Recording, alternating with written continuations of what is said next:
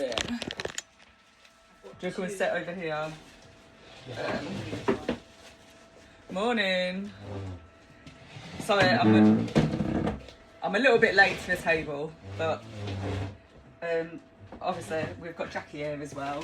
I think we've done really well, actually. Where do you want me? Do you want to sit on here? And I think as long as we're both on. I feel like this table's been moved. Oh, we haven't got mics. Yes, running late. I think everything's just been thrown up. You put the little bit at the front and then... Oh, this little bit you need. This. Yeah, that goes at the front, yeah. So yeah, 1 sec.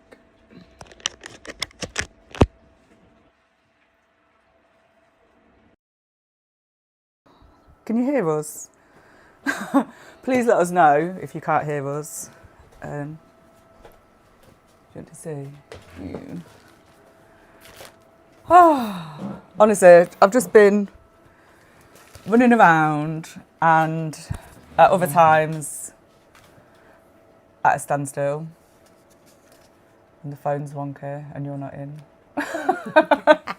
Should I? Scooch in a little. Gonna have to get close. Really? Let me move that a bit further back. Okay. I think that's better. Yeah. I still can't tell if it's straight. Is that straight? Mm-hmm. Yeah. Yeah, so I'm here as usual with wet hair. On a Saturday, so you can't be blamed. But yeah, but it's not about, The little scissors. we're not coming here like, everything's not polished and we're just here to chat. And, Yeah. but yeah, first of all, if you don't know Jacqui, Hello, I'm Jacqui. Jacqui's amazing. Honestly, I don't think she ever stops. She does a lot of work supporting survivors directly, but then also, I don't know, creating spaces. Yeah. But then also a lot of awareness and working with different sectors of the community as well, isn't it? Don't know, do you want to add any more to that? What? But she doesn't stop. Yes, I think what Sinead said, and I think I need to learn to stop a little bit. And also, we have a lot of volunteers and from all kinds of specialties, from mental health practitioners to therapists to IDVAs, ISVAs, and IDVA is an independent domestic violence advocate.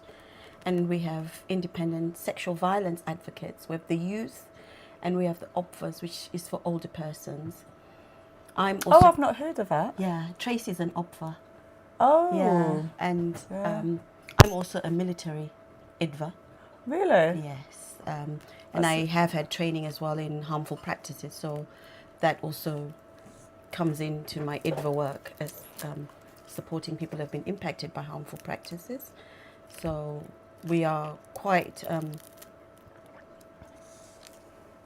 out there. And my ISVA is also ISVA CHISVA, which is children who've been impacted by sexual abuse. So that is amazing. yeah, and we are going more as well into children and teens, because I always feel like people forget the children. We focus so much on the parent that's been impacted by abuse, and sometimes we forget to really look after the children. So we've started intensifying more in looking after the children. So we've created Chai Chat and Play. Child chat and play. Oh, right. Chai Chat and Play, where we do different kind of sessions with children, and we tend not to even talk about domestic abuse in their presence. Right. It's really about them. It's about their healing. It's about them having play therapy, a welcoming space for them, a space where they're heard and understood. And then we have a Chai Chat and Calm, which is for the teenagers, and that's recently been sponsored by the Early Charity Trust. Oh, lovely. Yeah, they've just given us some money towards Chai Chat and Calm to do some work with teens who've been impacted by so important. by abuse, and it can be sexual, it can be domestic and historic. Can it be? And Really very historic. much so, yeah, right? yeah. Because again, this is what I always say, that people forget how historic is right now. Present. Yeah, affecting people, and then we find that okay, maybe they're turning to different kinds of things. It could be drugs, can be alcohol, or anything along those lines. It's usually adults that had adverse childhood experiences which are now impacting them as adults. Yeah. And the only way that they can deal with it is if they take something, or if they drink something, or if they smoke something. It can feel like the memories, the flashbacks are going. Yeah. Yeah. So I can definitely relate. Yeah. So I always say to people, don't be so quick to judge a situation. Sometimes people are going through some things which they've never even mentioned. Yeah. But when they get that space within ISFA, with us just talking, it tends to come out. Yeah. That this happened to me when I was a child. Do you think? And usually the question is, do you think? Yeah. Abused? Do you think I was abused? And I'm like, yes, that is abuse. Yeah. So. No, such important work that you do. Thank you. I didn't realise how much. I thought you do a lot already, and then I've just learned a whole load more about what you do. So, how many sessions do you know? Like, can you say on the top of your head how many sessions a week? We're doing quite a lot of sessions now. So every day is now filled up with sessions. So Mondays we're doing Alana House, but we're also doing Thatcham. Right. Yeah. At the same time, or we stagger it. So, and we're also doing the Merle, where people are using plants for healing. Oh, lovely. And that one is run usually by the plants one is run by Suman. Yeah. And the Alana House one is run by Nusrat and a few other volunteers. And the Thatcham one is usually run by Lee. Yeah. So sometimes we're all... Wow. Yeah. And then Tuesdays we're doing Wokingham. But we're also doing Slough, and we're also doing Bracknell. Yeah. Yeah. So it's quite... and Wednesdays we usually have Reading, the Chai Chat and Chill, which that one is sponsored by John Sykes Foundation. Yeah. So we have the Chai Chat and Chill going on, and at the same time we have the Newbury one, the West Berkshire one going as well. So much to juggle. Yeah. Yeah. And then Thursdays, we're in Refuge. Right. Yeah. And at the same time, we also have in other areas, because we were going to Windsor and Maidenhead as well. So, and then we also have online sessions now. Yeah, I've joined the online sessions. Yeah.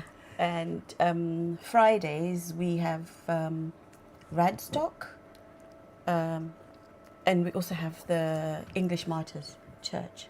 Yeah. And we're having Chai Chat and Check-In, which is literally about focusing on our mental well-being. Just the Chai Chat and Check-In is about dancing, doing fun things. Yeah. To, really support our mental well-being, because I think we don't want to make it seem like all we do is sit there and focus on the negative things that have happened. Yeah. We do arts and crafts as well. We talk, we laugh. We've got our little radios with music. People pick whatever they want.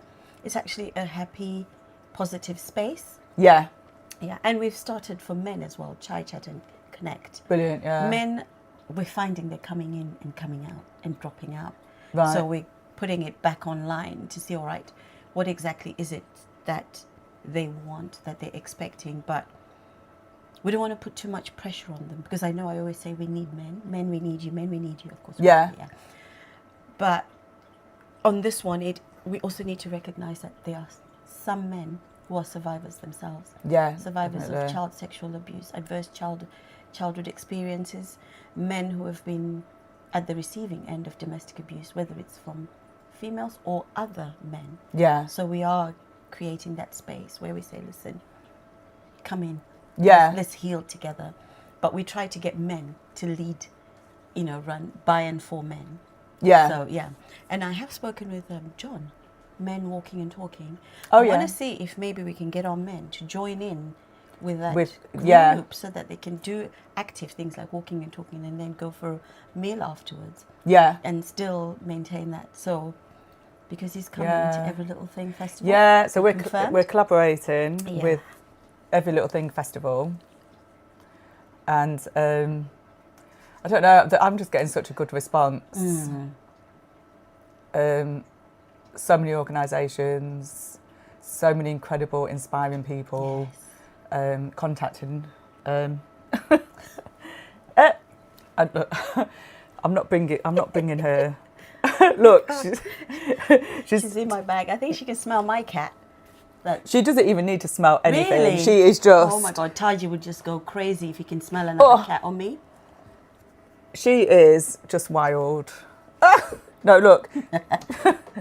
She but yeah, so just incredible responses, and I know we've got so much to share.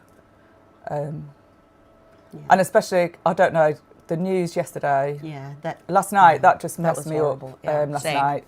Yeah. And I think, you know, I remember suicide was such a taboo subject, and it still is in many ways, but actually, just as you feel like society is learning, you realise, hang on, have we learned anything? No, like, we haven't, because just looking at the way that he was hounded, that was absolutely unacceptable. So we're talking about Absolutely. Jason Arday.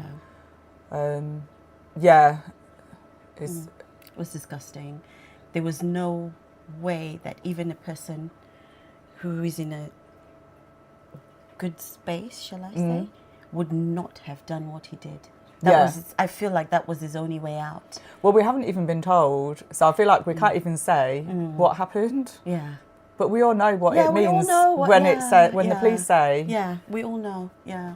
Yeah. And it just made me so angry, not to even just to look at the intersectionality of it. This is a man who is autistic, that's being hounded in this way. Okay, it could have just been a man. Yeah. But still, no one deserves that. No. Nobody deserves that.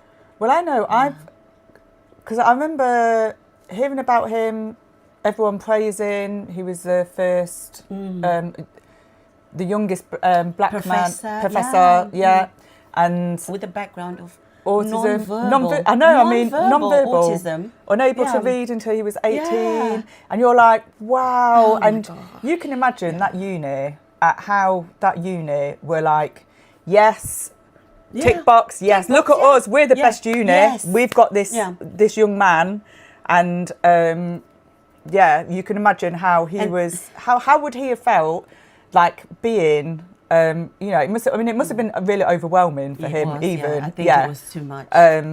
Even the praise. But, knowing your family's proud of you and you've achieved this, and but still. And then it's only this morning I saw his resignation letter, and that just broke me again. I saw the resignation letter when he did, and that's when I started to get really, really angry. Like, what do people want? He resigned. Yeah, he resigned. Leave him alone. And he said it was because he couldn't cope with this public scrutiny. And his family. Yeah.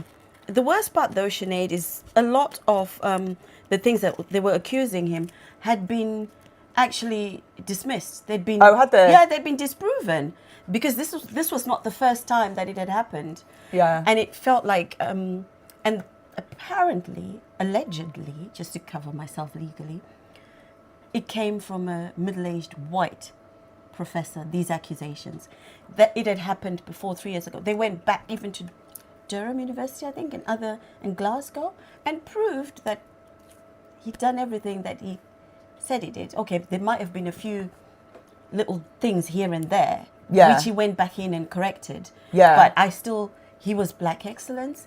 He showed people like my son, who's also on the spectrum, that you can, where there's a will, there's a way, that you can do it. Yeah. And now, for him to see that, there's a fear that even if I am successful, even if I do something good, as a black male from, British African, autistic, am I going to get the same treatment? Yeah. Yeah. So sometimes it becomes personal because of our own experiences. Yeah. Yeah. So I just, it just broke me to see that. And I think it also came back again to the smear campaign thing. Yeah. Like, you might not like somebody, you might feel threatened, but I think you need to be very careful of what you say. And each person just goes, well, I only made one comment. But those comments... You look at how many comments, and I cannot imagine being on the receiving end of that. I just can't imagine. And particularly, like, he had, his email was just so beautiful in the way of, it's like, I'm resigning because I've had enough, and because to protect myself. and protect myself and my family. And I will return, hopefully, when this is resolved. And to think you're doing something to be able to come to the end of this public scrutiny and abuse. It's abuse. It was abuse. It's abuse. It's abuse, 100%. And then to find 100%. that you it continues. Sorry, we're not even talking about what we're doing. I don't know. I'm not doing anything yet. I don't know what to do. Who do we have on the... I can see Geraldine. Hi, Geraldine. I can see Sanka. Hello, and thank you for joining us. thank you all for joining. Sorry, we're gonna talk about all sorts this morning. I know we will. We're also gonna create coasters while we're at it, and we're gonna do some scratch art. Hi, Monisha. Hi, Manisha. But yeah, that really shook me last night. I did a quick video about it, about my initial thoughts, but I didn't even go into fully how it's really difficult because in a way I feel like his family, his poor family, like I've been the family losing to suicide. And we don't, I'm saying that, but we don't know the cause of death. But given what has been happening recently, I just know his family must be going through absolute hell, shock, disbelief, and it really brought something up. It was only this morning that I really realised that something was hitting me, and it was the fact that with my own... What's up, Luna? With my own daughter, she's calling the kitten. Oh, the baby. Yeah, she's calling her to feed. But yeah, so with my own circumstances, if you don't know, I lost my daughter in 2020. Now, she was having difficulties with her mental health and being supported by services. And obviously I was worried. But when she died, I hadn't seen it coming, if you know what I mean. Like, and with what's just happened with Jason, I know I saw the initial story and accusations, but I haven't been following the story since. I didn't want to get involved in it, and I was just thinking, oh my God, just like it's everywhere. Yeah, it was everywhere. It was everywhere, and I didn't want to. So I just didn't get involved with it. I just ignored the stories on my feed and stayed away from it. But at the same time, like when I learned last night of his death, it came as a surprise, but it didn't come as a surprise. It didn't. Yeah, and it didn't. But in that run-up, I was ignorant to it, in a sense. But it's almost like your brain does something when you... It's very difficult. It's really difficult, I think, in that period before someone dies, because you can't imagine that's going to happen. But at the same time, on reflection, you look and you go, how much abuse he was getting. I'm not surprised. But I didn't think to put positive messages in each thing that I saw in case he was watching. Do you know what I mean? Yeah. And I mean, I don't know if that would have made any difference, because it would just keep the stories going. I think the more comments that are on there, it's like what do you do? What do you do when you see someone is being absolutely trolled? What do you do? What do you do? And I think the worst part was when the big newspapers and the big, media outlets out there, they were the ones making it worse. Right. Because there were articles being written about him every day. Every day. It was a media hounding, that it's just, nobody could have got out of that in one not scarred for life or without something big happening. It was just ridiculous, and we go back to Caroline Flack again. Yeah. A woman. And then everyone says... A woman. We're not... Are you looking at a pattern here? Yeah. Yeah. People, either they're females or they're people of colour. Yeah. Yeah. From diverse communities that are hounded by the media. Yeah. Look at the pattern. Yeah. Yeah. If a woman does something, my goodness. Yeah. They don't go out, to attack that woman. But we have we have other men that have done the same thing, but because... I learned last night that there are men in the same university and other universities that have been investigated for sexual harassment and abuse. And they're still going to work. And they continued to work in their job role, continue to keep their head up high. And you know what? I don't know their names. I don't know their faces. Yeah. Why have they not been blasted everywhere? Yeah. Why is it? Because I know his face. Guess who? His name. Who they attacked again? Yeah. Most likely, women. Yeah. So, who's the media? Yeah, they're not. They're more interested in plagiarism than protecting women. Spot on. Absolutely, couldn't have put it better. Yeah. Yeah. It's just. It's not even shocking, to be honest. Yeah. In that sense, it's just. But yeah. It's just when you look at things. The nails are all nice and all, but when it comes to trying to do art and craft. So have you? Oh no! Do you want me to do something? I need you to peel the top layer so that we just have the... I haven't even got my glasses on. But yeah, but that, just really is. And I know I'm not the only one that's been affected by his story, in the sense of mothers who've lost their children, because I've already been contacted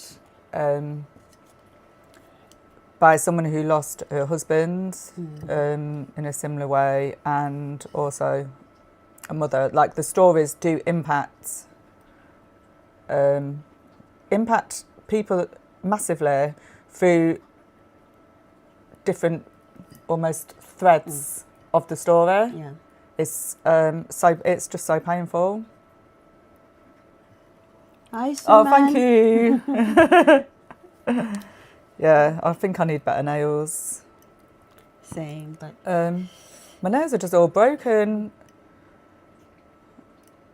I've been trying to look after myself better.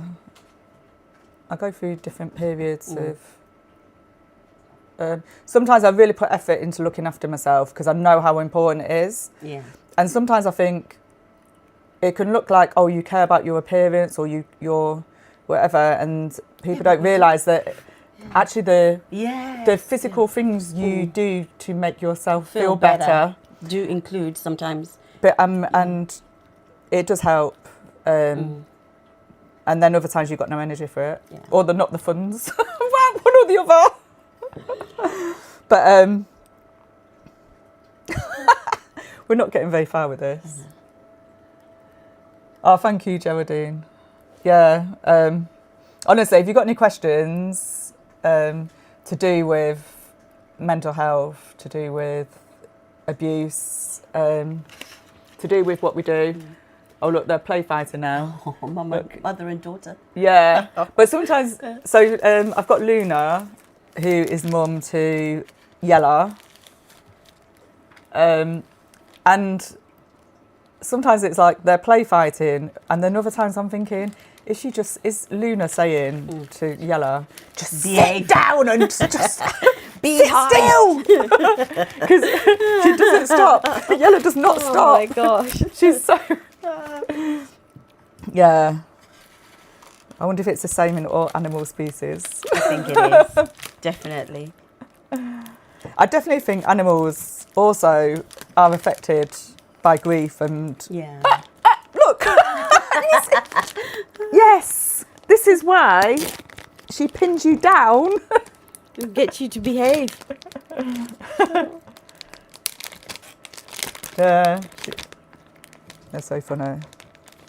They're so clever. But yeah, it's really impacted me, and I don't know how today is going to go, the rest of today, because I know. So today, is it called Carnival of the World in Reading Town Centre? Festival of the World. Can anyone tell me? So that's on today in Reading Town Centre, which I want to go to. But then also, we've got something going on in Newbury as well. I want to try and... Yeah, so I've been sharing it as well. Do you want to tell more about the movie? Because I went to see it yesterday and it was amazing. And it does show how insidious domestic abuse is, and how how families could be living through domestic abuse and not even recognize it. Yeah. Because it's been normalized through culture, through, religion and all kinds of things. And as soon as, the screen opens, for idvas like me, I'm already ticking the red flags and I'm like, yeah. I know, Yeah. But if I had never done idva training or done any of this, I would probably have sat there and gone, yeah, that's a normal African family. Yeah. Nothing going on And there. some of the roles, But it's almost... goodness, yeah. It's like trying to keep the peace, Yeah. but actually then you're... making things worse. Yeah. Because then you're invalidating your daughter-in-law's experiences. Yeah. As a mother-in-law. And allowing the abuse Yes. and continuing the abuse. Like, it's... And then you have a brother who's telling his brother, stop abusing your wife. And then the brother is like, I work, this is normal. Yeah. This is us. And the dad is like, yeah, my son's a lion. It was so, honestly. It was just, the different nuances of how domestic abuse is normalized within our communities and cultures, and how now that we know better, we need to be doing better. That's it. Yeah, we know better. We've got to do better. We have to stop and think before we do and say things. How are they going to harm people? I mean, we know everything that there is to know about mental health and mental well-being. We know that. Why are we doing the be kind hashtags after the fact that we've destroyed somebody with what we've done and said?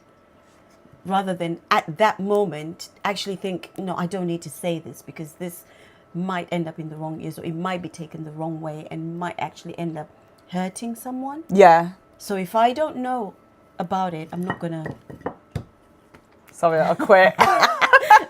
Do we just... Yeah, it's so difficult because it's like... Hold on, let me just say. You look at... Oh! Yeah, brilliant. Maybe I had done more than I thought. But I thought I was taking the whole thing off. Oh, look Oh, that's beautiful. That is so beautiful. Oh, there's the camera. Oh, We've just got the screen here. It's gorgeous. Yes. So That is beautiful. do you want to do one, Sinead? You can pick whichever. Yeah, go on then. I'll do Whichever one. one. So yeah, and I think it's really difficult. Like you look at all the different... I don't want to give too much away as well. And you just think all the different people within that... Oh my God. Do you know what this is so like? So when Dee was little, I used to treat her I used to buy the little porcelain fairies. And she had a whole shelf with all the fairies, and you've got like the little fairies. Oh, so I'm gonna have to do a little fairy. Yeah, but it's really, yeah. Because what was her favourite colour? Oh, well, it's like maroon, like a. Don't know if maroon's the right colour. Yeah, like and then also grey, and burnt orange. Burnt orange. Yeah. Try and find something nearer. She Yeah. I want the fairy as well. I want the fairy though. You can have both. Oh, can I have both? I've got you two. Thank you. And this Right, is so the we'll bit do that the- you put underneath.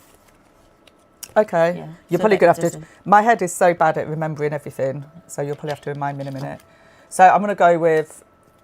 Just because I do love green Oh yeah, I love and green as well.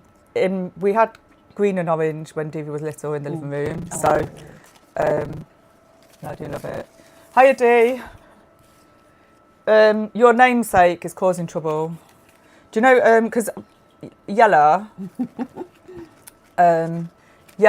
started off with a yellow collar, Okay. like a fabric collar, and so there was yellow, purple, and brown. Brown became bigger because they were the biggest. They lost their collar and just became bigger because I could spot them a mile off. Purple has then gone on to be Moira and moved to her forever home as well. And then yellow, with my accent, or just the way I speak, I don't know. It became yellow. I don't know whether I can blame Manchester or not. But yellow became Yella. And then in Dee's play, there was... Sorry? I'm just saying, oh, look at that. Yeah, that's gorgeous, isn't it? There was... Dee was High Yella, or was it Higher Yella? But, so yeah, anyway, she's evolved to be High... Because obviously I'll say, hi, Yella. So So it's not high yellow. it's like, yeah. So we call her Yella, but we know what her full name is. She's named from a character in Dee's play. Oh. So, but yeah, oh my God, what a day, honestly. I just feel like, you know, when something happens, like the story, it's just, it just impacts. It does. And And it just gets everybody thinking and looking at themselves as well. I think, what could I have done? Yeah. Like, I know I can't have done, yeah, but like... I think something needs to change with the media. I really Absolutely, believe something yeah. they need to be, in the same way that everybody's assessed and held accountable. I feel like the media should be. Hello. And I Yes. feel like people should be as well. Like, Carnival of the World. oh, Carnival of the World. Yeah. Sorry. Yeah, I feel like if you say something, if you make a report about somebody that's probably not correct or not right, that you should be prepared to be held accountable for it when that person is found innocent. Yeah. You should be prepared. I don't like how the person that started all this seems to have got away scot-free with it. Yeah. Yeah, I don't like it, and I feel like that will, that will just stop people from saying random things, because slander has absolutely damaged so many lives, because that's exactly what it tends to be, isn't it? Yeah. Slander. If you say something and you don't have the evidence to it, so, I just... a lot needs to be done. Let's just put it that way. We haven't learned any lessons at all from Caroline Flack. Yeah. For a And while. others. And Yes, others. and Like, others. People just did the hashtags, and after Be that, kind. just Hashtag went be straight kind. back to their Hashtag- nasty old Yeah. selves. They didn't try to change at all, or to actually be kind at all. Yeah. They never factored anybody's mental well-being into anything that they do and say. And I think a lot of it also comes down to accountability. When we start holding people accountable for what they do, they're going to start thinking twice about it. They're going to think, okay, do I open my mouth? Am I prepared to take accountability for what comes out of my mouth? Or am I just opening my mouth, causing a load of damage, and then trying to disappear, slither away? And, incite hatred, basically. Yeah. Community and society needs to say, no, enough. When you open your mouth and say things, you should be able to completely and utterly back it up. So should I cut this now, or I haven't taken the top layer off, or should I take the top layer off Yeah, first? take the top layer. You won't have to cut it. It will just stay. So you need to use this. Yeah. Oh, yeah, Yeah. of course, yeah. Yeah. So I just, when we had we were talking about dating with survivors, and I have my supervisions, which are also kind of like counseling. Yeah. And we talked about the fact that people can't give you what they don't have. Yeah. Yeah, and that tied in perfectly with dating. And it's not, like when we were talking with survivors about getting back into dating after abuse. There's so much pressure Yeah. that you need I think sometimes when you haven't had your healing, or because we're all human, we will always want that connection with somebody to be our person. Yeah.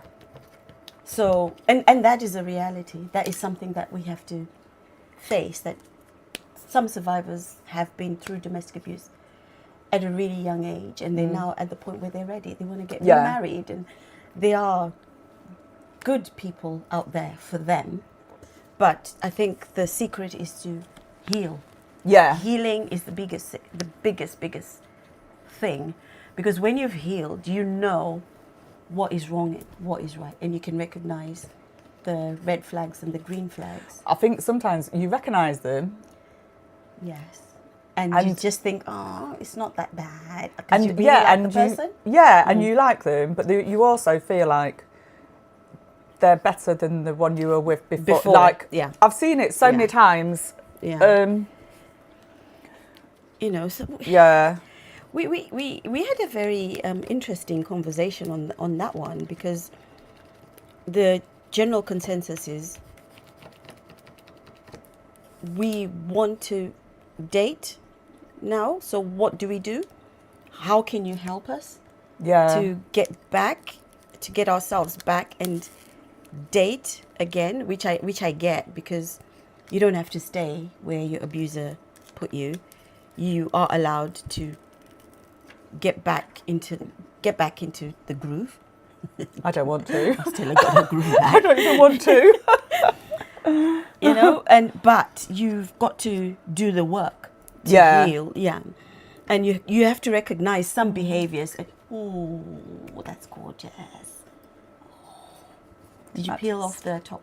No, I haven't. Oh, yeah. No, and I've squashed it all down. Oh no. Does it matter? Or is it? Because you want the thing sitting on the coaster. Oh my God, that's me. Just don't. Oh, Dee said how Stella got her groove back. Dee said about plagiarism is nothing new in academia. It's nothing but the new. way this young man was hounded, daily scrutiny, nationally and internationally. I mean, it's like internationally. I can't even imagine that. Like, it's disgusting. Even local scrutiny would be too much for anyone. Yeah. I can't imagine. His face was so well known. I can only imagine how it felt for him wanting to go out, leave the house. I always used to send my son that. I always used to send it to him and show him that if he can, you can. Yeah. I always used to send him anything I saw about Jason, and I used to say to Michael, look, So now, and I'm just like so devastated. Like, why do we do that to good people? Yeah. Yeah. Why? What do we want? He was a good person. You can tell. Yeah. The videos I've seen of him speaking, even encouraging. Where there's a will, there's a way. You don't have to conform to what's said about you. You can change it. Yeah. Yeah, I loved that. So, it's actually... Right, sorry. So just stick this on the back. Yeah. So that it doesn't slip and slide. Or it doesn't damage your tables as well. Yeah. I just feel so... I don't know how long it's going to affect me for, but I know it's definitely affected me. More than I would have imagined. Do you know what I mean? I don't know. You don't imagine these things happening, but it has. There's another green fairy for you. Oh, lovely. Thank you.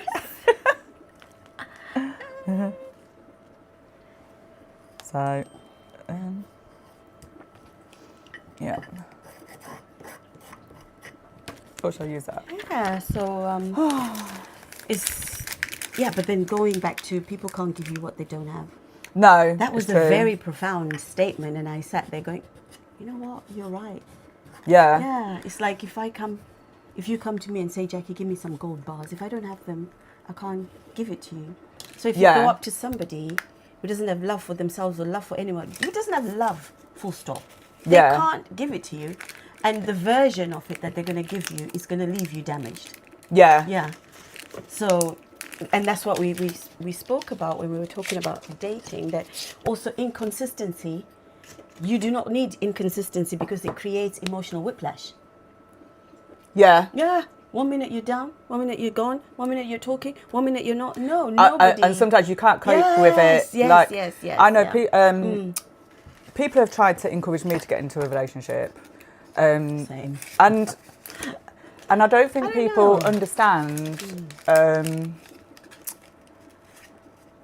my gosh, it's very difficult to explain. Yeah. Obviously, I've got a history of sexual abuse, domestic abuse, and then for my daughter to die the way she did, and also family issues. So there's a lot in my history that is really difficult, and for me to get into a relationship would bring up lots of insecurities. And you got that, even just talking to someone, you got the highs, the lows, like you just said about they're interested, then they're not, then they're talking, then they're not, and you know what? Yeah. And that's fine if you're in the space to deal with that, and some people even enjoy it. I don't think anybody should ever be in a space to take. I can tell you now what I want from a relationship. It's going to be consistency. Yeah. And if you can't talk to me, I would at least expect an explanation why that I won't be able to talk to you for the next few days, or talk to you as much as we talk, because A, B, C, D. Yeah. You know, okay, I expect respect. Yeah. And I expect respect for my boundaries. If I tell you, call me at 2 and you call me at 1, just to make a point that you can, for me, we're done. Yeah. Yeah. Anybody that doesn't respect my boundaries, we're done. Yeah. And, and I expect to be shown love and respect. But then again, I also realized that after, how old is Yolanda? 16 years of being on my own, I love my peace. Yeah. And I do love my own space. I think as well, because of my history, I feel like I could be in the most beautiful relationship for a year, 2 years, 3 years. And if I saw aggression or I felt uncomfortable, my radar would go off that I feel uncomfortable, that they don't want to talk to me, or they don't. Yeah. And it would really affect me. But I think as well, I feel like you've got to look after your mental health. Yeah. If you know you can't deal with a relationship, you should just you don't do it. It's not worth it. Because it will absolutely, the way for survivors is different. Yeah. Navigating relationships is different. And like you said, as soon as you see something that reminds you of your past, you don't want to know. Yeah. And also as survivors, sometimes, I can't do this. When we haven't healed properly, we feel like we need that validation validation through a relationship. And so sometimes we then go from one bad relationship to the another, next. Yeah. And it's like they can seek you out. They know. It's like you've got it written on your forehead that you're vulnerable. Ooh. So I just, I think dating is amazing, but you need to be in the proper space to be able to enjoy it. Yeah, I feel it's very, very important, and to be able to recognize who and what works well for you. And I know Harinda's going to lynch me on this because oh, what? I said Harinda's going to have my guts for garters on this one, because she's been saying, Jacqui, you need to get out there. Oh, really? Yeah. And you can't let what happened in the past take over. Yeah, You're in a very, very good but space no. now to just go out there, have fun. So, yes, Harinda, I will, I promise. Do not listen to any of this. Do not When the listen. right person presents themselves. Yes, when the right person comes along, I promise I'll bring them to you so that you can say, all right, Jacqui, thumbs up, go on. And But- there's that question as well, like, so I've been in a situation where I've noticed red flags in a friend's, someone that my friend is dating. But at the same time, like you can't, when they're telling you the red flags and you're going, ooh, and then they don't want to, they kind of recognise the red flag, but they also don't want to hear it. Yes, they don't want to hear it. And then, but there's that side of it as well that it's very difficult to know when to listen to your friends and when to think that when your friends are being overprotective. Do you know what I mean? Like, it's very difficult. Or sometimes people have pushed me into getting to know someone better. Yeah. Come on, Sinead, here's a laugh. You have fun. You're like, come on, you need more. Yeah. And they're like, oh. And in the end, you're like, okay. Yeah. And that doesn't always And then work you out for the find that best they're either. an idiot in tinfoil. They are not a knight in shining armor. Some of them most. Some of them. But some are honestly, right. Yeah, some are okay. There's some men in the community that I see everyone talking to. Everyone's having a laugh with them. Yeah. Women, men and women. Yeah. Like, so friendly. Jolly green giant. Yeah. Yeah. Like, such a friendly person. And then you find out the hard way that they're actually violent and they've got a long history of violence. Oh my and God. everyone is chatting to them like they are Oh my gosh. the best thing since sliced bread, and then you discover and you just think, why are people so and this is what they say as well about people with abusive tendencies, that they tend to be so good within the community, so that if you ever went to try and report the abuse, no one will ever believe you, because but the thing is, yeah, sometimes they're not even doing anything in the community, but everyone's just so beautiful with them. And like, just, oh look, so lovely. Look at the stunning coasters that we've done. They are gorgeous. We're not even meeting. So this is the type of thing that that Jacqui and Project Salama. That's what we do at our chai and chats. Yeah. And I want to find punch needling. I have to find that, because I feel like sometimes survivors just want to punch something. So if you're sitting there going, right, I think that's very therapeutic. Yeah, no, and I you can can imagine. then direct your aggression in the right place by creating something beautiful as well from it. Yeah. Yeah. So, I think it's really important to direct your pain somewhere in the right place. Yeah. Yeah. And I know I'm quitting my way of living in the next month or two, and I'm looking for a new way of living, and I'm not sure. I'm trying to give myself a gap year where I just try and live on the minimum amount. So I will still have to work, but actually at the moment, everything has just got too stressful. Yeah, and too much, and it's showing in my body. Yeah.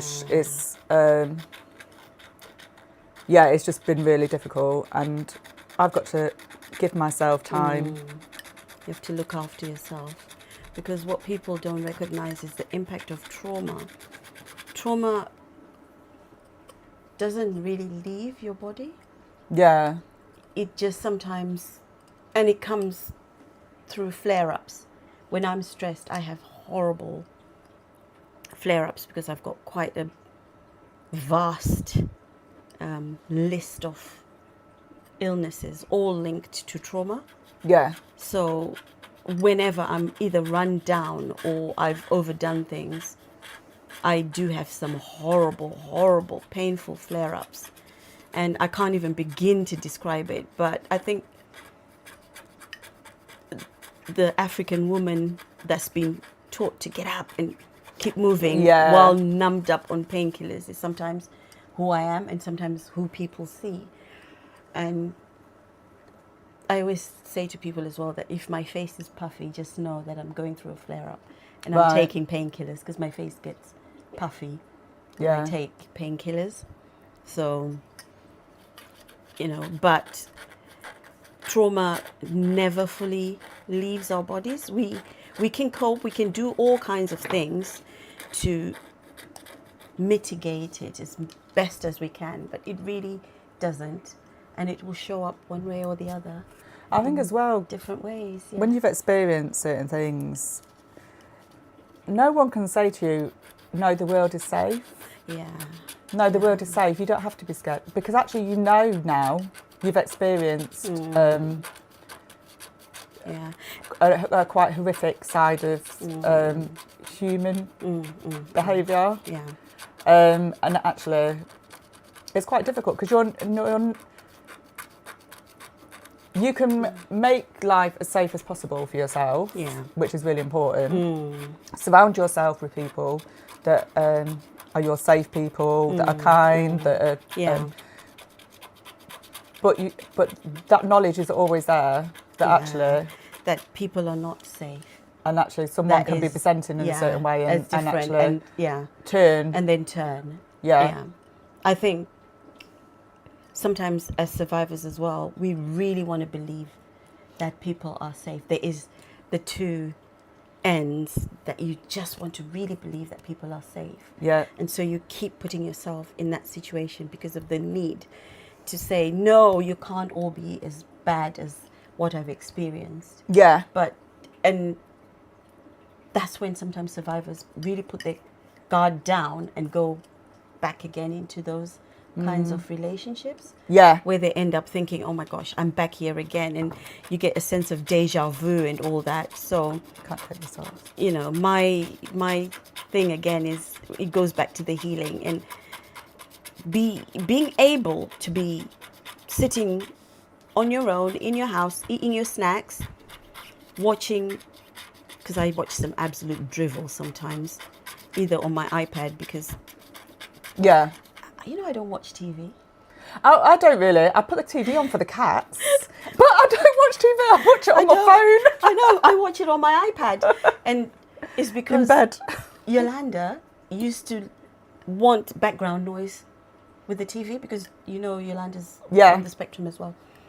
And then she got to a point, because now as she's getting older, her sensory issues are becoming more intense to the point that she won't leave the house much. Right. Yeah. So especially like during school holidays, it's her older siblings, wherever they can, they step in. But that's why you don't see me much at events, because she doesn't want to leave the house because it's too much, too noisy, too loud, too smelly, So we're just indoors most of the time. So she started not to like the background noise. Yeah. And I ended up switching off all the TVs, and it just taught me not to. I got away with never watching TV, so I did all kinds of courses at the time on my iPad. And I used to watch whatever I wanted. Do that one. I wanted to watch, this one, because have I not peeled it off? No, not the top one. Okay. I don't think so, have you? Am I trying to take a layer off that's not even there? I think you're trying to take a layer off that's not there, Sinead. This one I did peel it off for you.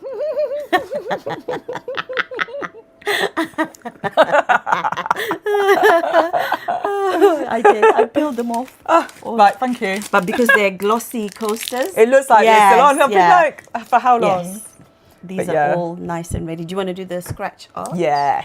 I used to love doing scratch cards when I was little, actually. So nice. So therapeutic. So yeah, I do not watch TV. Long story short. Do you know what? I've got a TV in my bedroom. I went to Reading Festival one year, and Diva was at home. I got a VIP ticket, so I was backstage, and it was like fabulous. I was having so much fun. I found it really overwhelming going out in the main bit. So I just found myself in the backstage bit. There was a tent playing soul music, and I was just dancing, and I didn't know anyone, but for some reason, like we were just, there was a whole bunch of people just dancing in a tent, and I just joined in. And sometimes that's just my happy place, like to be just dancing, and you don't feel like anyone's watching you. You're just dancing and feeling the music, and And Diva was messaging me, Mum, when you coming home? When you coming home? And I was like, oh, so I was like, okay, right, I've got this, opportunity. I've got this ticket for one day, and no, I've got to go home, even though, Diva's going to be in bed. So anyway, I've walked in to my bedroom, and I used to have a little portable TV. And I walked in and it had grown. It was like a massive TV in its place. And she'd gone and bought me a TV. Oh. It was like so funny. Bless. I was just like, Oh, that's so sweet. But she obviously just wanted me to come home and see it. Oh. Yeah. So, I do love a concert as well. Music for me. I just love it, yeah. Very, very But therapeutic. I'm I'm just very much a musical person. It's just the crowds and I just get anxious. Yeah. I think if I go with a friend, I'm good. I would never go on my own. Yeah. Yeah. I often go with Claire. She'll be like, let's go, and we have such a blast. But on my own is something that I would never consider. Yeah. Yeah. Never. I have gone out on my own. Really? Yeah. And obviously I used to not be bothered. When I first came to Reading, sometimes I'd go out on my own and people would be looking at me like, who is she and why is she out on her own? Oh. And but yeah, I just enjoyed it. I just didn't care. I just went for the music. I just wanted to be. Yeah, music is very healing. I'm using this this one? one. Yeah. What are these other ones for? I have no idea. I've never used them. I always use this one. Yeah, I don't know. I'm intrigued. Why so many tools? I know. I understand the brush and this, Yeah. but I don't understand all the other bits. And yes, about the Every Little Thing Festival.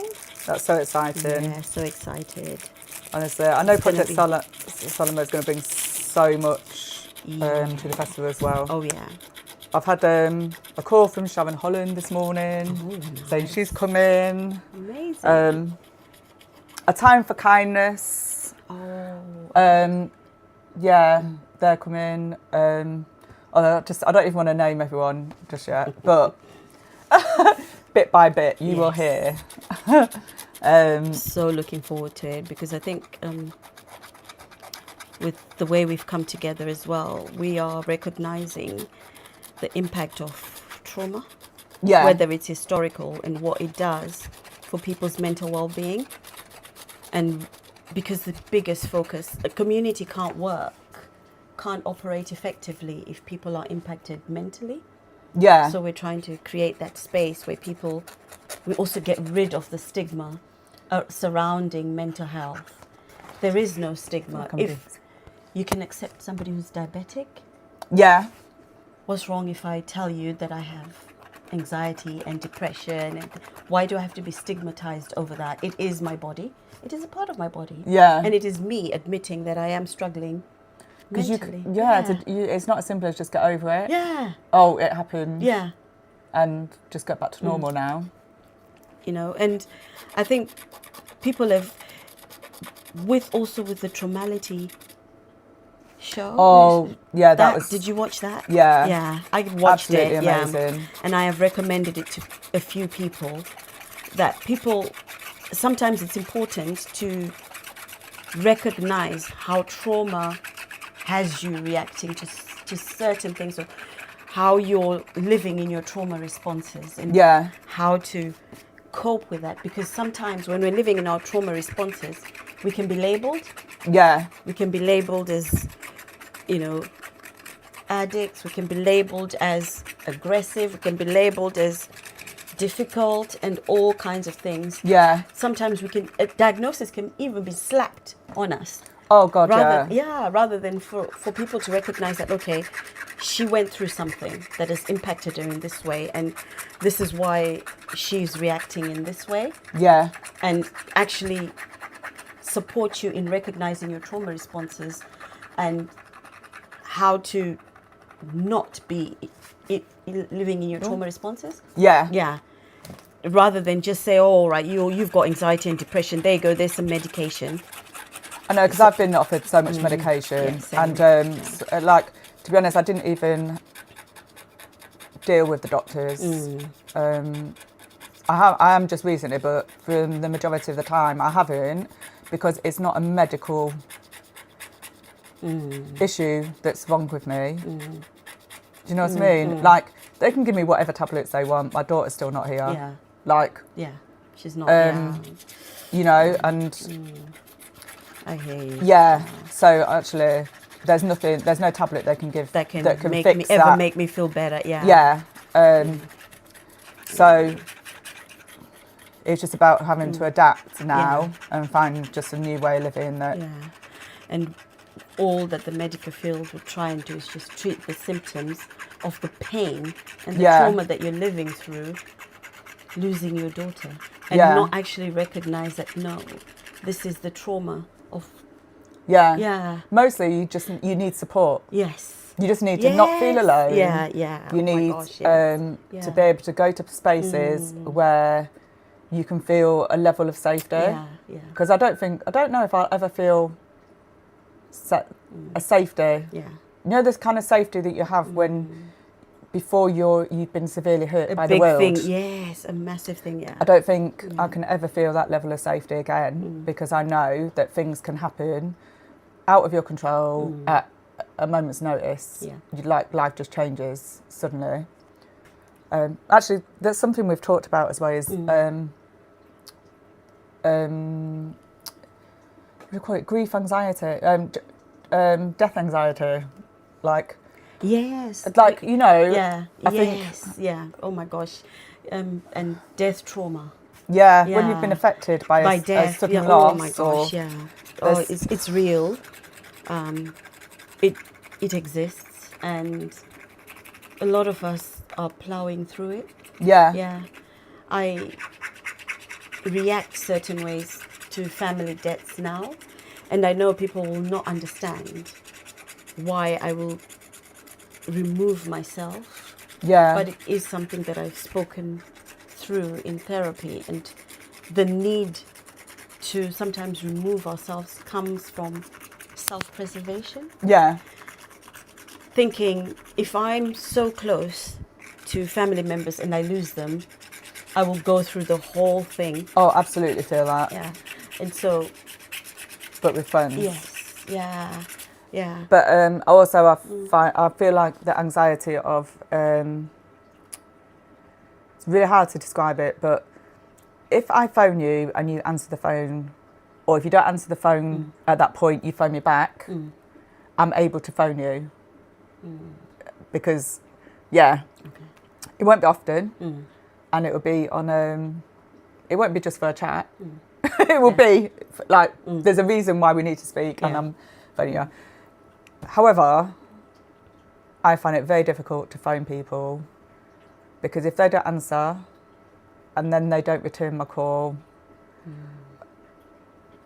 my anxiety is like it just sitting there in the background of, there's a fear that something's happened to them, and then the next not so bad thing, but is the next four is if you're like, come on, stop overreacting, is that they don't like you. They've removed themselves from your life. Like, the anxiety, and most people would not understand that actually how difficult making those phone calls is, and text messages, like, and that's an extra side of grief, because actually I had strong friendships before my daughter died, and they've disintegrated, really. I feel like over the years I have less and less friends, and the friends that I've still got, that I still truly believe are still my friends, we don't speak as much as we did. And I know it's because I don't give as much back as what I used to, but I haven't got it to give back. I'm literally... I get. So it's I think it's really difficult, the trauma that's left behind with grief. I hear you loud and clear, It's so complex, really so complex. And I get it. Absolutely, yeah. There's a lot around, isn't there, where it goes, oh, if your friend's not giving back, if your friend isn't there for you the same way. And that's why we're creating these spaces, so people understand that if your friend is not giving back, it could be that they're fighting for their lives at that time. And it's important for us to just recognize and just check in. Don't stop being that friend, but understand that if Jacqui has been communicating, and she kind of goes quiet. Yeah, that she might, she's fighting for her life in some way. Yeah. Yeah. So it's just worth it, just checking in on her, that are you okay, and and just keep it moving. Yeah. You know what I mean? Having compassion. Yeah. Just have a bit of compassion. And I also feel like, from my point of view as well, like, because again, as survivors, we do jump so much into conclusions about, why are they not talking to me? Yeah. I think communication is key in relationships. Yeah. Just explain that I'm really going through a tough time at the moment. Yeah. I will reach out when I'm in a better space, but it's so hard though, isn't it? When you're in that as a survivor, I think when you're in that pit, for you to trust someone to go, because actually if you message someone, and it's happened just recently that I've messaged someone and said I'm struggling, and then you don't hear back, you actually feel even more. You feel worse because you feel like people don't care. Actually, I've just told you I'm struggling, and it's not even. And a you just phone call. left me. I know. Oh my so gosh. it's so difficult. But I think to the reach good thing out. about that, though, Sinead, is you then know what kind of a friend you're dealing with and where to place them. Yeah, but sometimes I know they're just busy with their own lives, and they're not thinking of how their lack of response is making somebody else feel. So I think it's very difficult when reaching out because there's all these factors that come into it. And, it's just so difficult. It makes it so important why your organisation is there, because actually friends and family sometimes aren't always. Yeah, they're also going through their own challenges that they need to. That they're currently dealing with at that time. So I think you're very right there. For me, my biggest thing is I don't want to answer any phone calls first thing in the morning. Really? Yeah. Yeah, because any death messages or phone call, any messages I've received first thing in the morning is a death. Right, yeah. Or serious illness. And so sometimes if push comes to shove, I'll go and leave my phone downstairs. Do you wake up like, if the phone, like... Yeah. I do it all through the night. Yes, I'm like...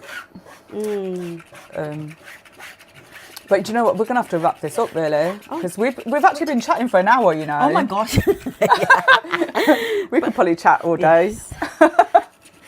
But, oh, my God, we've talked about so much. Like, please... If you haven't already, subscribe. I'm going to put the details of Project Salama in the description as well. But also, if you have any comments or questions, please do. Just comment, just ask us, or what are your thoughts on what we've been discussing. And also, don't forget to come and see us at the Every Little Thing Festival. Yes, do not forget. For everything mental well-being, a space where you'll be made to feel welcome. There's everything from sound baths to music to us in different rooms talking about the impact of abuse on mental well-being, to grief, to everything, So just come in and see us. It's going to be a space where you can just basically do whatever you feel is good for you. There's loads of other organizations that are going to be there, that are going to be supporting people with their mental well-being.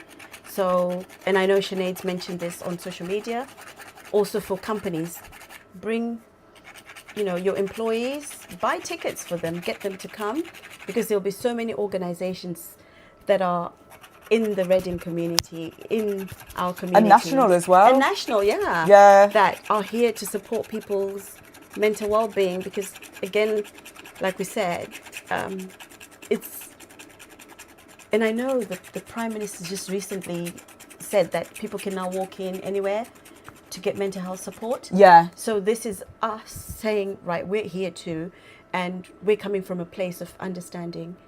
We're coming from a place of not asking what is wrong with you and treating the symptoms, but what happened to you, Yeah. and giving you the support to deal with what happened to you before you get diagnosed with something and maybe give a medication. We're here first.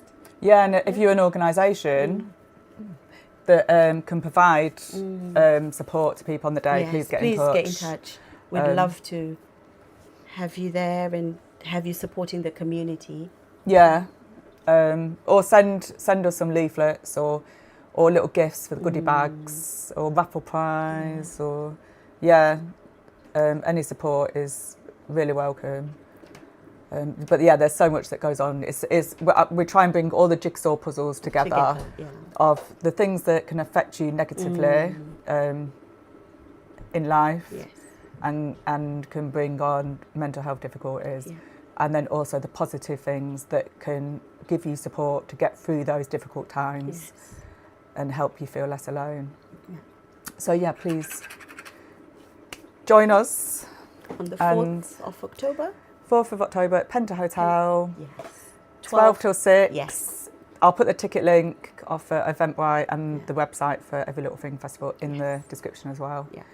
But yeah, and I hope you have a good weekend ahead. And yeah, please, just join the conversation in the comments. Yes, we've had Thank a you, lovely, Jacqui. That's all right, we've had a lovely chat. Another amazing guest. I had Rachel Eden last week. Yeah, that was good. You this week. Joseph is coming as well. Oh, One nice. week. I've got to arrange. Yeah. He's an amazing artist. Oh, he's an amazing artist. Yeah. And just person Yes, with. we need to lock him down as well at Project Salama. Do you? Yeah. Yeah, because I've spoken with him, like for our Chai Chat and Calm, Chai Chat and Play, and even for the mums too when the children are in school. Yeah. Art therapy is really good, so we might start doing some sessions. And I know we're going to do some writing therapy with Jude as well. From Rank and File. Yeah. She's good. Brilliant. And she gets people to do little acting things to just amazing. get it out there, to get your Building feelings, your confidence as well. and build your confidence. Yeah. So there's a lot of other organisations that we're working with, and I have asked Jude if she can come to Every Little Thing. I'm going to speak to her again. I think I'll see her today. That if she comes in with the leaflets and just explains to people what Rank and File does. Yeah. They do amazing work. There's so many amazing organisations, yeah, and that's what part of why I do this channel as well, Yes. to try and reach different organisations and the festival and this channel. Yes. It's about reaching the amazing people in the community that are doing just inspirational work and the support, raising awareness of the support that is out there, because quite often we don't know about it until it's too late. Yes. But thank you so much, Jacqui. You're welcome. I really enjoyed myself. Thank you. Maybe you have to come again. I definitely will. I don't think the conversation is over. I think we're going to end up having multiple guests at the same time. To be honest, that would be a good one. Yeah. And just sit there and just talk. Yeah. Put the world right. Yes. Right. Thank you, and Thank you. please subscribe if you haven't already. And I hope to hear from you soon in the comments. Thank you. Bye. Bye. Bye. Whoop. Oh, that was amazing.